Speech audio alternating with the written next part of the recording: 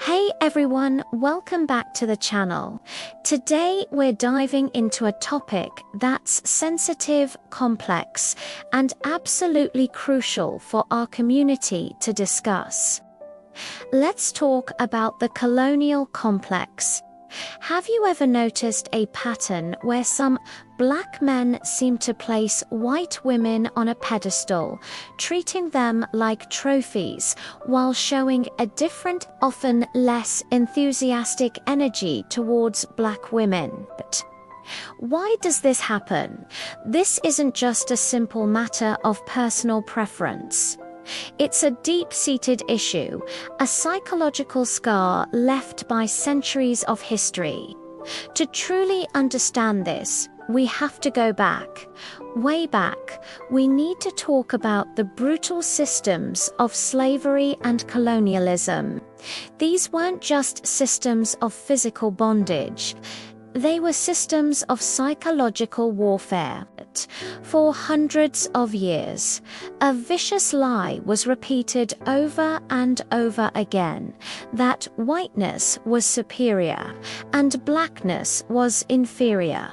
This lie was embedded into every part of society. White was presented as the standard for beauty, intelligence, and worth.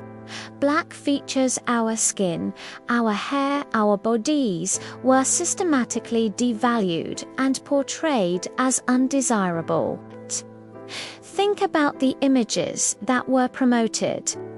European standards of beauty, pale skin, straight hair, slender features were relentlessly pushed as the ideal. Meanwhile, black women were subjected to horrific stereotypes.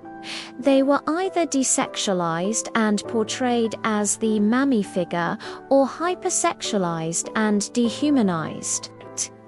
In both cases, they were denied their full humanity and their right to be seen as beautiful, desirable, and worthy of gentle, committed love. This constant bombardment of negative imagery doesn't just disappear when laws change. It seeps into the collective subconscious. It becomes a part of the cultural air we breathe. This historical brainwashing created what we can call the colonial complex, or a colonial mindset. It's a form of internalized racism where the oppressed begin to adopt the beliefs of their oppressors. For some black men, this manifests as a subconscious belief that associating with whiteness, particularly through a white partner, elevates their own social status. A white woman becomes a symbol of having made it, a validation of success within a system that was designed to keep them down. It's a trophy that says, I have overcome the barriers set against me and achieved access to what the dominant culture values most. But let's be clear, this isn't a victory. It's a psychological trap. Seeking validation from the very system that devalued you is not freedom. It's a different kind of chain. When a black man sees a white partner as a status symbol, he is unintentionally reinforcing the racist idea that blackness is something to escape from, and in doing so, he inflicts a deep wound on the black women in his own community. He communicates, whether he means to or not, that they are not enough. That the women who look like his mother, his sister, his aunt are somehow less than. This creates a painful dynamic. Black women, who have historically stood as the backbone of our communities, fighting alongside black men for freedom and justice, are left feeling rejected and devalued by their own profound betrayal. It's one thing to face racism from the outside world, But it adds another level of pain when that feeling of being less than is echoed from within your own community. This isn't about policing who people love. Love is complex and personal. We are talking about the asterisk pattern asterisk and the asterisk psychology asterisk behind that pattern. It's about the difference between a genuine connection and the pursuit of a partner as a status symbol rooted in colonial ideals. So, where do we go from here? How do we begin to heal from this centuries-old trauma? The first step is awareness. We have to be brave enough to have these uncomfortable conversations. We have to call it what it is, a legacy of white supremacy.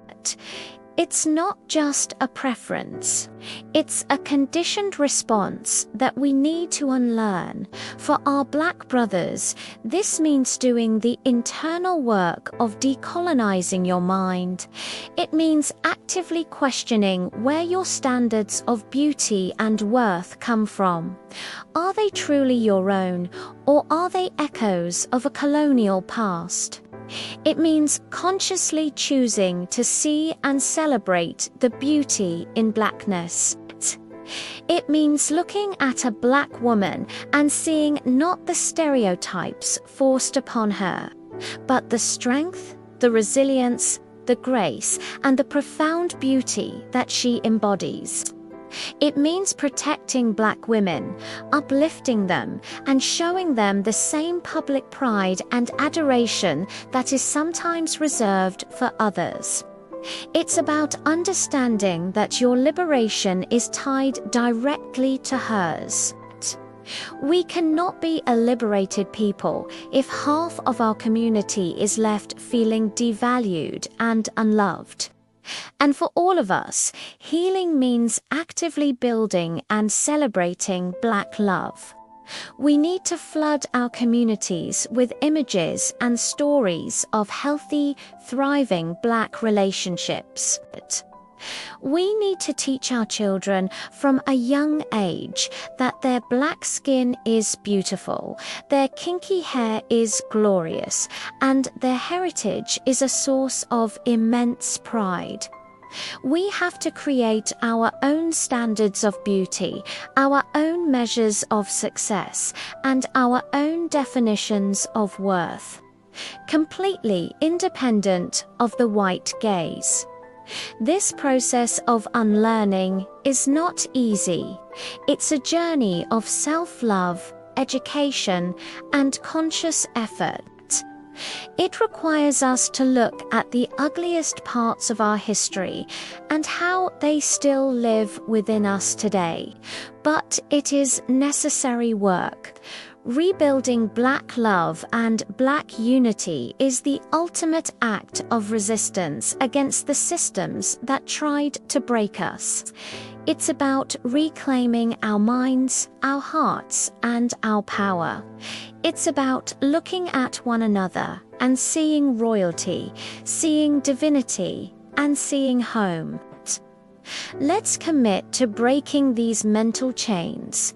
Let's learn our history, challenge our biases, and love ourselves and each other loudly and unapologetically.